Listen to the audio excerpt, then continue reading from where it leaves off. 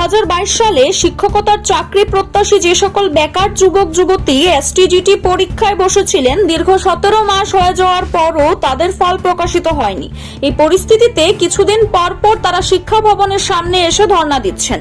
তাদের এই কর্মসূচির অংশ হিসেবে সোমবারও তারা শিক্ষা ভবনে এসে ধর্ণা দেয়। প্রায় 17 মাস অতিক্রান্ত হয়ে যাওয়ার পরও পরীক্ষার ফল প্রকাশ করা হচ্ছে না, যার ফলে তাদের নিয়োগ প্রক্রিয়া আটকে রয়েছে।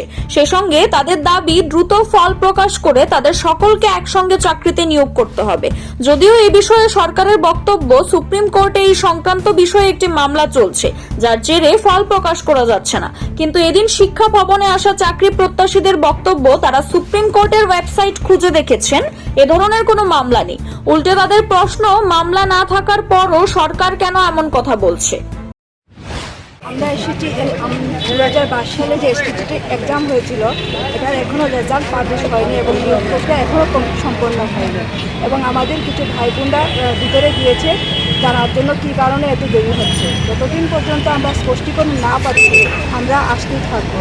এবং ত্রিপুরা মুখ্যমন্ত্রী, শিক্ষা দপ্তর এবং অন্যান্য মন্ত্রীবর্গের কাছে আমাদের বিনম্র নিবেদন, যাতে আমাদেরকে যারা এসটিজিটি উত্তীর্ণ হয়েছে সব ভাই বোনকে যাতে একসাথে নিয়োগ করেন এবং স্কুলের যে নবম এবং দশম শ্রেণীর যে শিক্ষক সভ্যতা রয়েছে এটা কিছুটা হলেও তো কাটিয়ে উঠতে পারবে।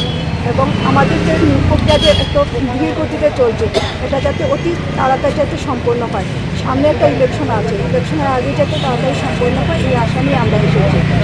আপনারা, আমরা যতটুকু জানি আপনাদের কেসটা কোর্টে রয়েছে, মাননীয় মুখ্যমন্ত্রীও সেদিন বলেছে।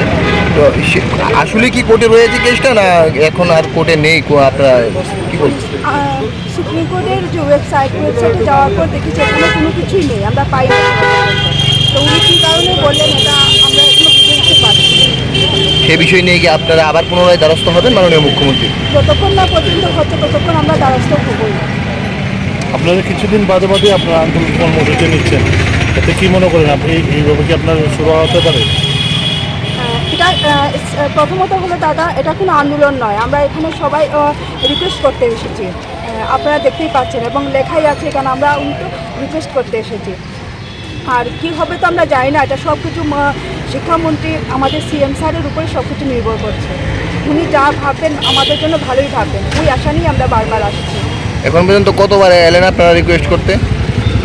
17 মাস তো হলো, 17 মাসে প্রায় 20 বারের উপর তো হবেই। CRI TV, channel for news and entertainment.